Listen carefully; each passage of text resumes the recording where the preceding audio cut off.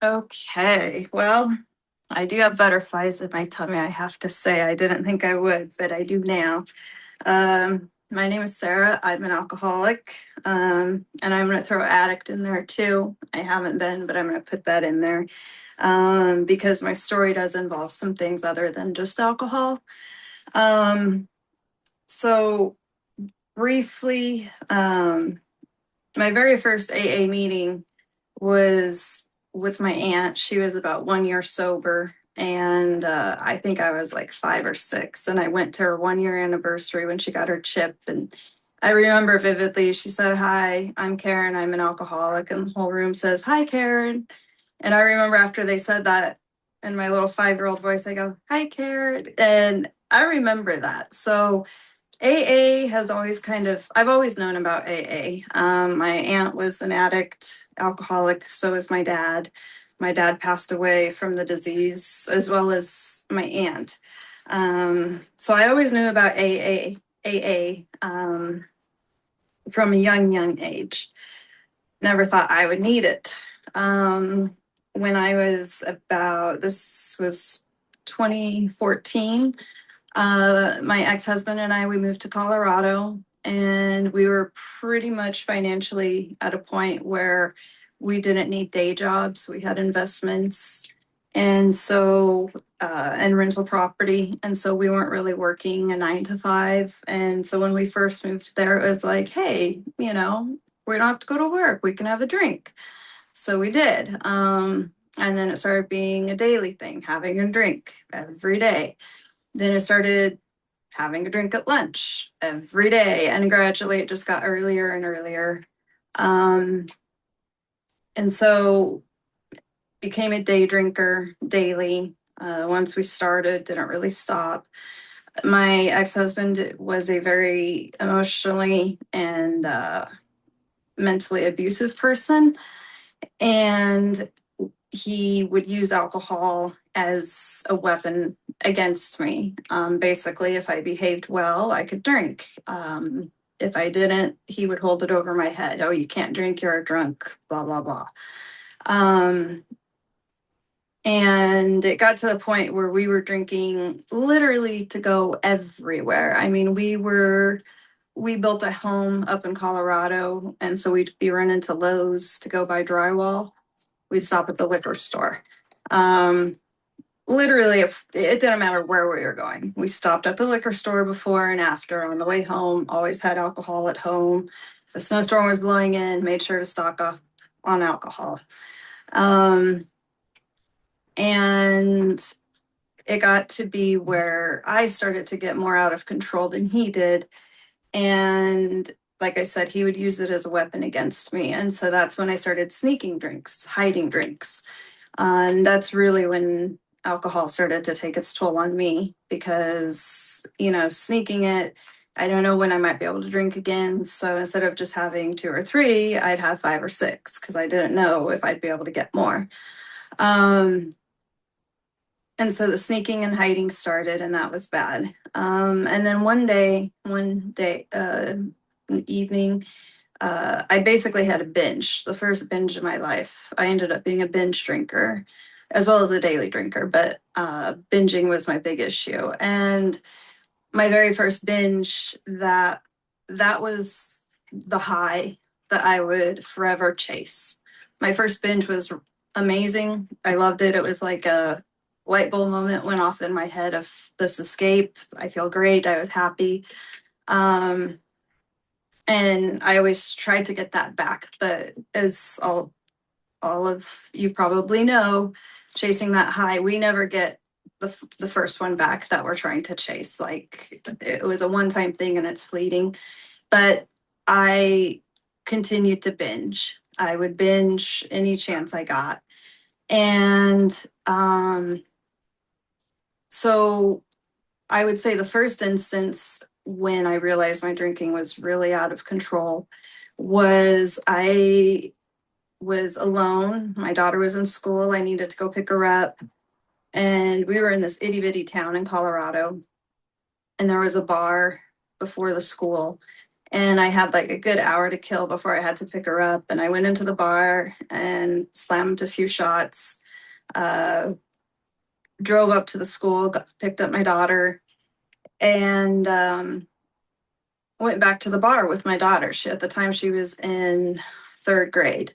Just her and me. We go to this bar, keep slamming back shots. I get so drunk that I don't remember what happened after I took her to the bar. Here I am, you know, blank face in a bar with a third grader. Um, and all I know is I woke up at home with her and looked out the window, and there was a car. I didn't know who it was, but I knew it was from the bar. And so I was fortunate enough that the people in the bar were good enough people that they didn't molest my daughter. They didn't take my daughter. Um, they drove us home and made sure we were safe. That was very, looking back now, very, very, very fortunate, because I put her and myself in a very compromising situation. Um, that scared me enough to try and get sober. And I got sober for a year without AA, just on my own. Um, didn't last though. Ended up relapsing again. Um, and I would have 1 year stints here and there. I think my biggest regret with everything that I've done has been always involving my kids, putting my kids in danger. That was the first time I put my daughter in danger like that. And so I was a binge drinker. I could have a couple drinks for a solid month every day, fine. And then for some reason, something would trigger me and I would go on these binges. And on these binges, I would be driving. I would be driving all over Colorado Springs, drunk as a skunk, passing cops. One time I saw a couple that I knew really well, almost hit them. And I thought, what if, when I sobered up, like, what if I took their life? As people I actually knew. And I never got pulled over. I never got a DUI. I don't know how. I definitely deserved one. And a lot of the times I had my kids with me, which then they would have been taken away from me. Um, so I would just binge. I had these binges. And again, my ex-husband at the time, as long as I behaved, I could drink. So, of course, what did I do? I'm not going to. So I stayed in this crappy marriage. I let the abuse continue, which unfortunately trickled down to my daughter. And my ex actually got to the point where he would get into bed with my daughter. She doesn't have any actual much memory of that. She kind of blacks it out. She kind of has flashbacks, but she doesn't know exactly what happened. So I don't know what happened quite with that. But fast forward a few years, still drinking, still binging. And then I go to a music festival about an hour and a half from my house with my daughter and with another child who was not my own. I was a friend's child visiting from Iowa. And I got so blank faced at this festival that they didn't even want to go to. And I was with another adult. Nobody wanted to go to this festival, but I was so, at the time I wasn't blackout drunk yet, but I was like, yeah, let's go. It'll be great. Come on, you guys, let's go. Let's go. And forced everyone to go to this reggae concert that nobody wanted to go to. And I was drinking. I brought drinks with me. I brought the shooters with me. And I was buying drinks. I was sneaking off buying drinks. I ended up getting so drunk at this festival that all I remember are like blue nitrile gloves picking me up and them saying, "We're here to help you," and them picking me up. And that's about all I remember. I later came to find out security pulled me out of this reggae festival, which is kind of embarrassing because everyone was smoking weed and high and drinking. So it wasn't like that wasn't happening. But I was so bad off at this festival that I needed security to come get me. They dragged me out right in front of my daughter and her friend. And at the time, they were 10. And by this point, my daughter was so used to seeing me like that that she tells her friend, she goes, "Yep, that's my mom." Um, I that night I spent in this seedy, gross hotel, and my daughter was able to get home safe. My ex-husband came and got them, but child services got called. And the only reason I quote unquote got away with it, I'll say, is because the friend who I was with, the other adult, she was sober. So the kids were never actually in complete danger because of me being drunk. But it definitely was nerve wracking having child services come investigating because of my behavior. Um, you'd think that would wake me up, but it didn't. So then I signed up for an IOP program, which I did at home. It was online. I didn't have to detox or anything like that, but I did do about 6 weeks of an IOP program, learned about a lot about alcoholism and relapses and that. That was one of the times that I was able to stay sober for a year. And in that year, I got enough strength to leave my abusive husband. And my daughter came with me. My son, who I love dearly, and we were best friends. He's on the spectrum. When I was leaving, and he didn't get the abuse that me and my daughter did. And so when we were leaving, because he's on the spectrum, he didn't want to change his routine. He didn't want to change his room. He didn't want to change where he lived. And so he said, "I want to stay with dad." And here I am after 20 years of an abusive marriage. I barely have enough strength to leave myself, to have a backbone enough to get out of this. That was a struggle enough. So I thought, okay, I'll let him, do what he stay here. And that was one of the hardest things to do, was to leave my son, who I loved so much, thinking it was going to help him out.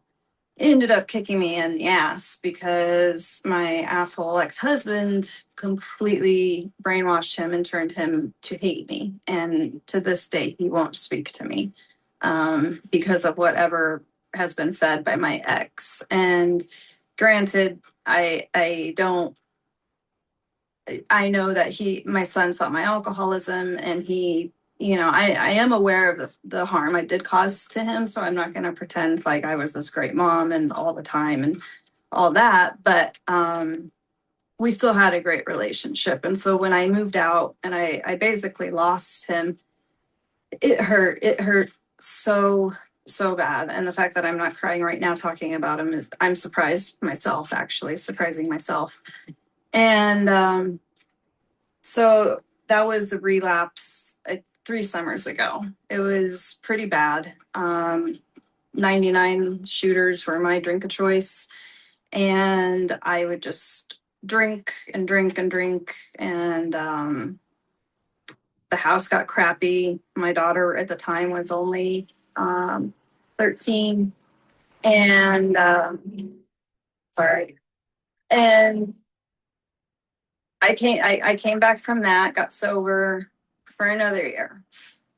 Next summer rolls around, I relapse again. This time I'm in a different house, and let me see, I gotta look at my notes. That was a bad relapse. It happened a few times, drinking, and then I got to a year again. And we were on vacation. Well, and let me back up. In the meantime, though, I was seeing a psychiatrist who was prescribing me benzos left and right. I literally was getting them by the hundreds weekly. I don't know what she was typing in, how she was able to prescribe those, but I was obviously taking a lot of benzos. I had access to many other substances, pills, prescription, gabapentin, muscle relaxants, Adderall. I was taking them all at once. I was taking 4 or 5 of each at a time, mixing it with Benadryl, anything I could do to get a high, to get a buzz, but not drink. And we came home from this vacation and I was running out of pills and I was like, I need to do something because I need to either safely get off these pills or I'm going to drink. And at that point, my sobriety was still important enough to me that I was like, you know what? I haven't drank. I haven't drank. Like, I haven't drank. So I called the doctor, the good doctor, not the one that was prescribing me all these pills, but the one who would get me set straight.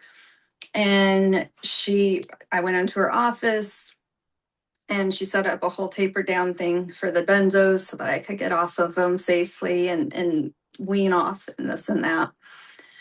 I go to the pharmacy to fill those to be clean, to get off. That was my goal. That was what I wanted to do. And I knew I didn't want to drink. But I knew I would if I couldn't get these benzos.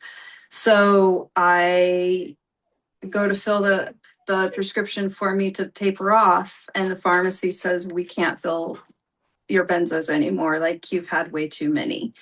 So here I am at the point where I really am trying to do the right thing. I went to the doctor. I'm trying to get off these things in a healthy way with doctor's assistance.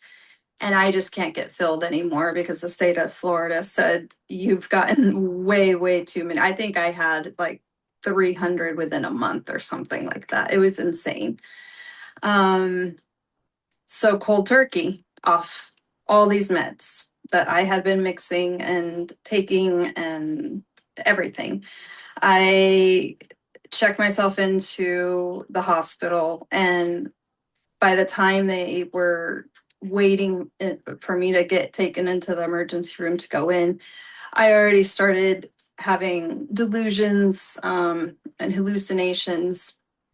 I thought everyone in the waiting room, because everyone nowadays is on their phone. I thought they were all recording me. I was ultra paranoid. I thought they were recording me to put me on the news. I don't know why. I thought it was a game of like whoever could get the best coverage of the messed up mom with her teenage daughter, and it was just awful. And I remember just feeling like everyone was like, out to get me. And I finally get admitted, and I guess from what I've been told by my mom and daughter, that they put me on a sedative for a week because my withdrawal symptoms were so bad. I don't remember those too much. I remember the hallucinations. I remember um, thinking I was like on a spaceship. I remember uh, like an earthquake was happening. And I guess what that was is I was clenching down on my jaw so hard that I was shaking. And they said when I woke up that my jaw, like I was clenching so hard, my fists and my teeth and everything. I was just, it was awful. Um, but I could hear certain things. So, like, I do remember at one point hearing my mom when the doctors came in and they told her, what they found in my system, which was everything. And which included THC, which when my mom heard that, I remember her saying she's a lost cause, which, when you're in a state where you can't defend yourself and you hear your own mother say that, that hurt, even though I was in a state that I couldn't really say or defend or anything. And so I finally got through that. I came to, and I was clean. I was clean off alcohol. I was clean off the benzos, the muscle relaxants, everything. For the first time ever, I was truly clean and sober, and it felt great. And I thought, okay, like I got this. 4 or 5 weeks later, I drink. Why? We're at Disneyland, or Disney World.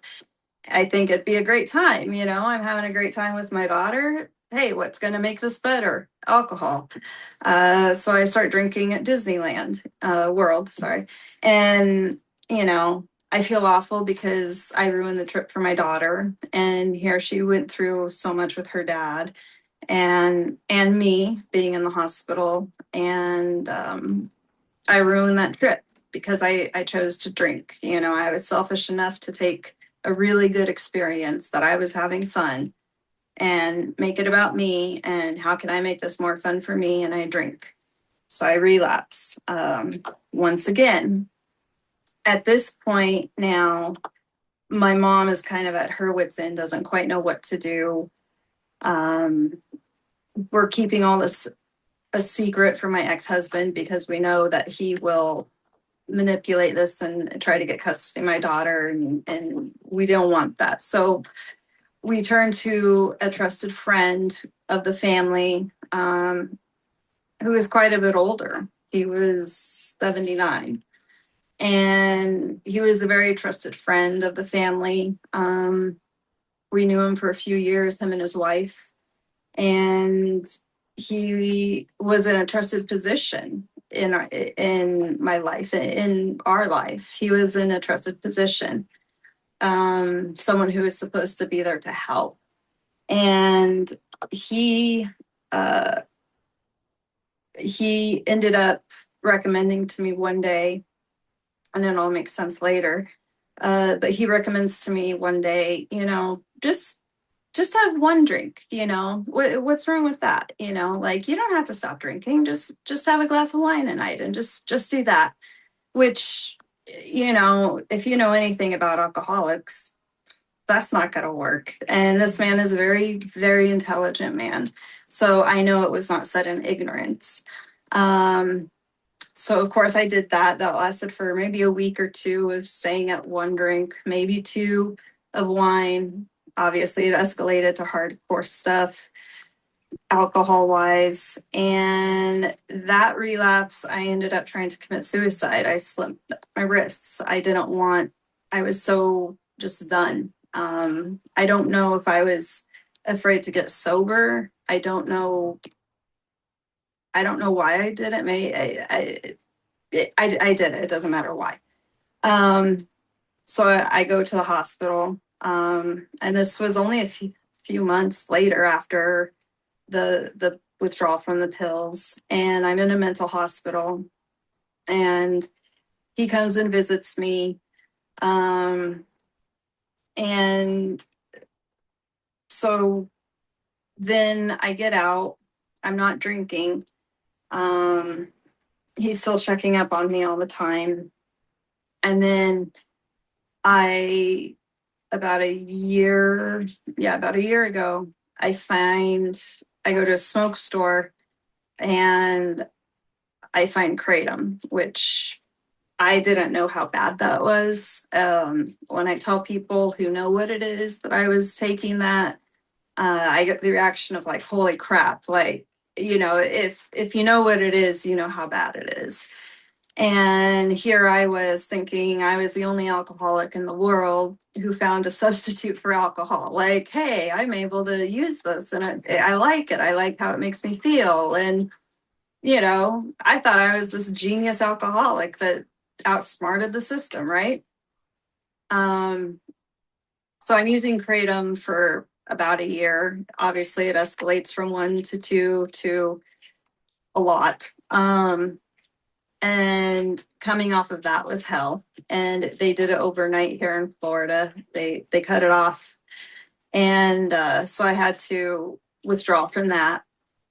And then I went to Arizona on a trip, not knowing the laws were different. We're on vacation. I'm drinking Kratoms like they're sodas, not knowing that the addictive substance in Arizona was still allowed. So when we leave Arizona and I come back to Florida, I'm in detox once again from the kratom, um, unknowingly that I was putting all that back into my body. So I was a mess. And at this point, I'm still not drinking. I'm using the kratom every day.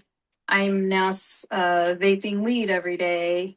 I started using nicotine pouches, which I never ever was a smoker. I never used nicotine, but it was like basically I was trying to use anything legal, um, not prescription, that would give me a high, give me relax, relief, whatever.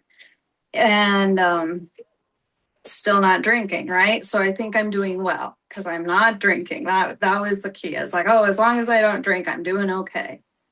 And so this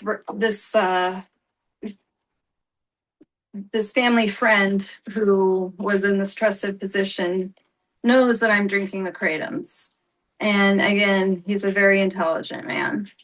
And he starts bringing them to me at work. He starts encouraging me to, whatever it is I need to do, blah, blah, blah. He was there after my suicide attempt, basically kind of grooming me, I think. And anyway, he's 79, guys. We ended up having an affair, and he's married. And he's married to one of the sweetest women I know. And I never, ever, ever would have wanted to hurt her. And obviously, I was not attracted to this man, but I was in such a bad place mentally, that it was just gross and disgusting. But I got to such a low point that I would do something like that with my body. And my self-esteem was that low that I would allow that to happen. And I would hurt someone who I cared dearly about, because his wife is someone who is very, very precious to me. And I did that to her. And she did find out. So that was very, very hurtful for her, for me.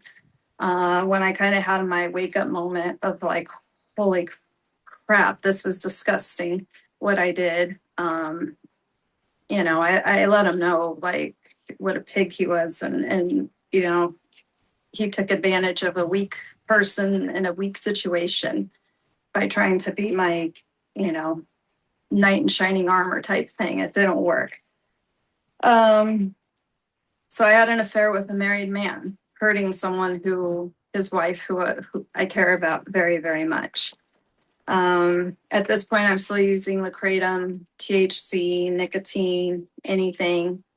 And I don't want to be using these things anymore. I want to be getting off of them, but I don't quite know how. But I'm weaning off slowly but surely.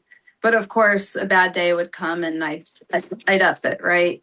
Um, so I have about 6 months of what seems good, and but I'm still using the other substances. And then this last relapse, I am driving, and it was almost automatic. It was weird because I wasn't upset.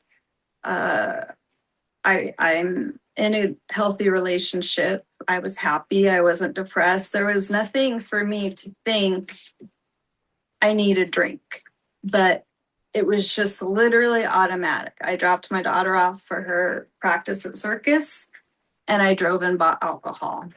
And it was so robotic because it wasn't even a thought. It wasn't, I just did it. I just went for it. And of course, I fooled myself again. Oh, you know what? I'm able to do this. I'm able to have, 2 glasses of wine. I got this. Like I thought, because the circumstances change. I'm thinking, okay, now I'm in this new healthy relationship. The crap is gone. My ex-husband's gone. The freak is gone. It's like I'm thinking, okay, everything is good in my life right now. Everything is going the way it should be. And I have a supportive partner now, and my daughter's happy. And so I guess that's what my thought process was, is everything's good now. So now I can drink, and now I'm not with my ex-husband who's going to manipulate me. I'm with someone who's going to support me.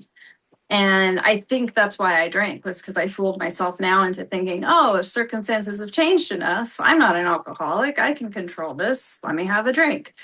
Lasted a couple days like that. Next thing you know, I'm passed out on the couch.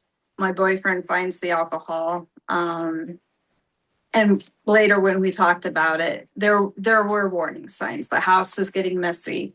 I was sleeping a lot. He said I was kind of becoming a shell of a person of the woman he met. And so there were warning signs that I was ignoring. And throughout all of these stints of sobriety, I did it on my own. I went to AA for one summer. I'd go to AA, I'd listen, I would share. I didn't get a sponsor. I didn't do the steps, nothing like that. It didn't work. And so, I really kind of feel my favorite saying when I was asked about, to speak and what to put on the poster was cunning, baffling, powerful. That honestly is my favorite one, because when I look back at the choices I made, the things I've done, I love my children dearly. To put their lives in danger so many times, and to keep going back to that, to keep wanting to go back to something like that, to me, cunning, baffling, powerful. The baffling part is, I think, the part, because it's like, why on earth would I do this? Why would I do this? And so this last relapse, I just knew I needed to get sober. But I finally was like, I know you guys have heard me say this before, we try as alcoholics to figure out every which way to still be able to drink, right? Like, we're so desperate to be able to drink that we will, on vacation, not on vacation, with people, not with people, in the morning, not at morning, at night, not at night. We bargain every which way to be able to continue to drink, and it doesn't work. And I feel like that's exactly what I did with recovery and AA. I did it every which way to not do it the AA way, because for a while there, I did have an aversion towards AA. I didn't like it. I thought it was too religious. I thought it just was not for me. I thought it wasn't for me. I was like, I don't want anything to do with AA. But after this last relapse, it was basically the same, like with alcohol, where it's like, all right, I got nothing. I've tried every which way. Nothing is working. Let me just try the right way, the suggested way. I don't want to say the right way, the suggested way, right? And so that's how I found you guys. I came to a meeting. I immediately fell in love with the group. I could relate to a lot of the people and the stories and what I heard, and the family feel. And I thought, I'm going to do this. I'm going to jump in head first. I got a sponsor. I'm working the steps. And just this last week, I had a day where I was not doing well. I was emotional. I was sad.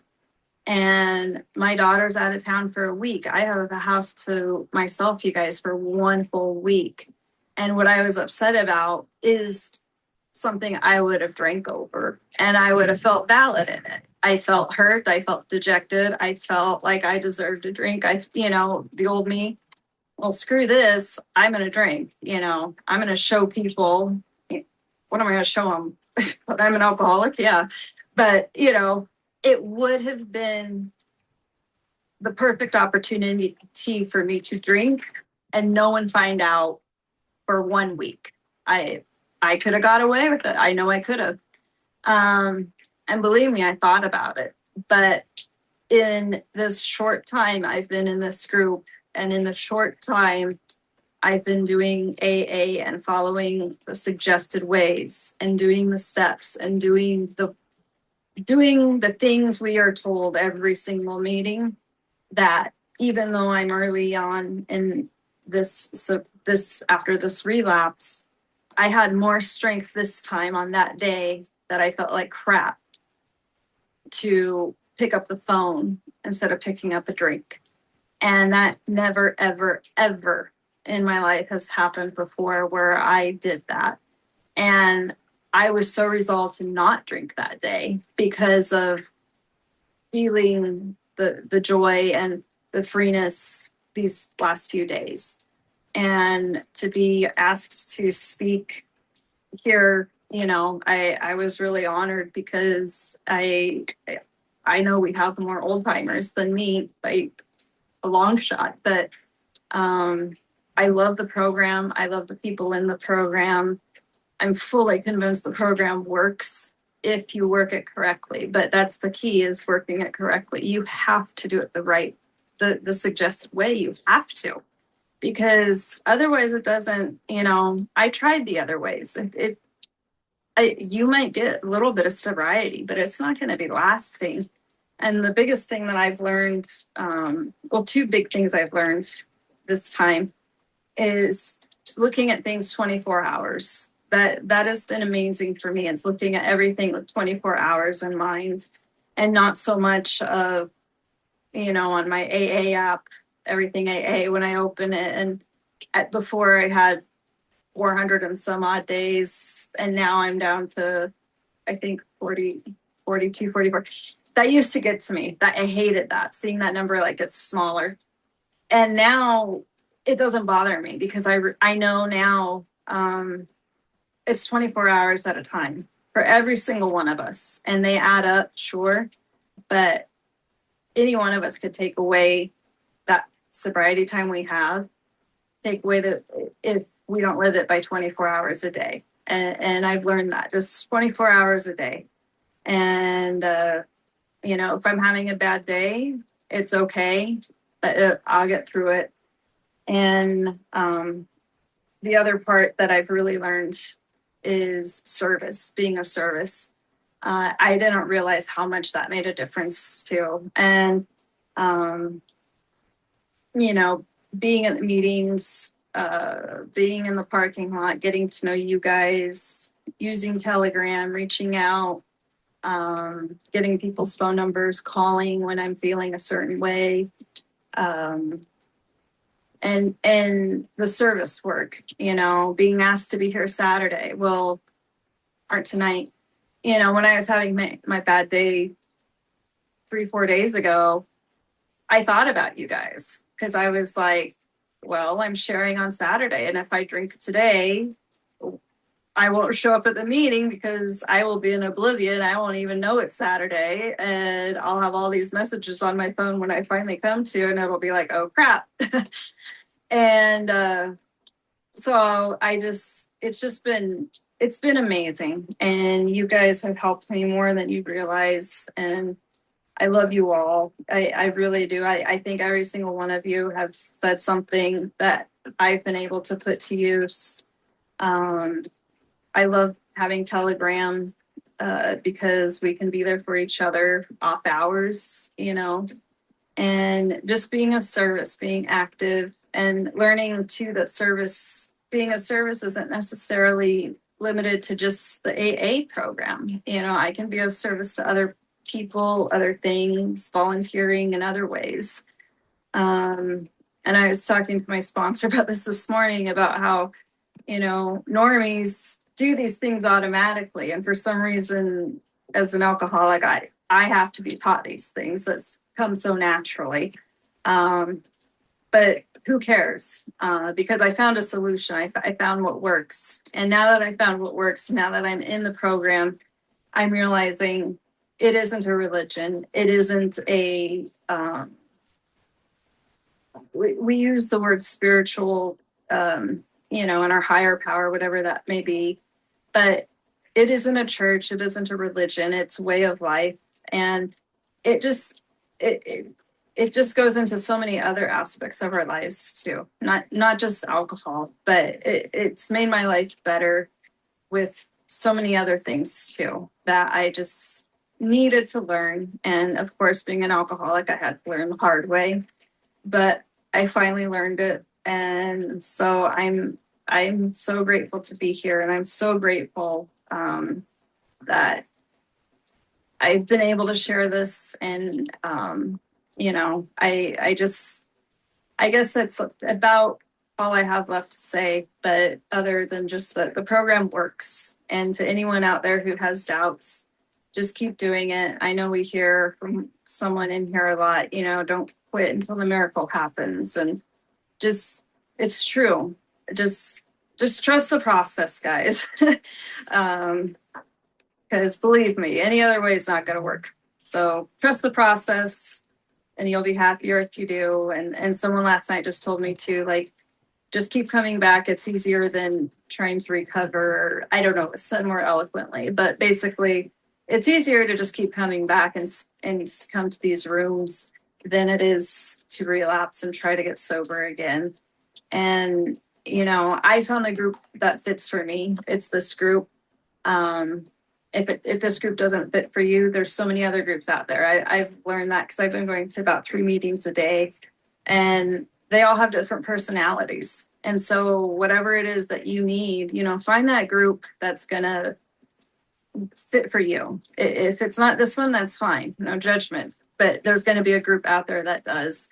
And that's the other thing I'd like to add too, is my old home group that I went to a couple of years ago when I relapsed. I was so ashamed to go back there. I really, really was. But one day I got the courage to go, and I went in kind of like with a dog with my tail between my legs, thinking, oh, I was welcomed with such open arms and smiles, and people were just so happy to see me back. And they didn't care. I mean, of course they cared I relapsed, but they didn't care in the sense that I thought. It was, we're glad you're here, we're glad you're back.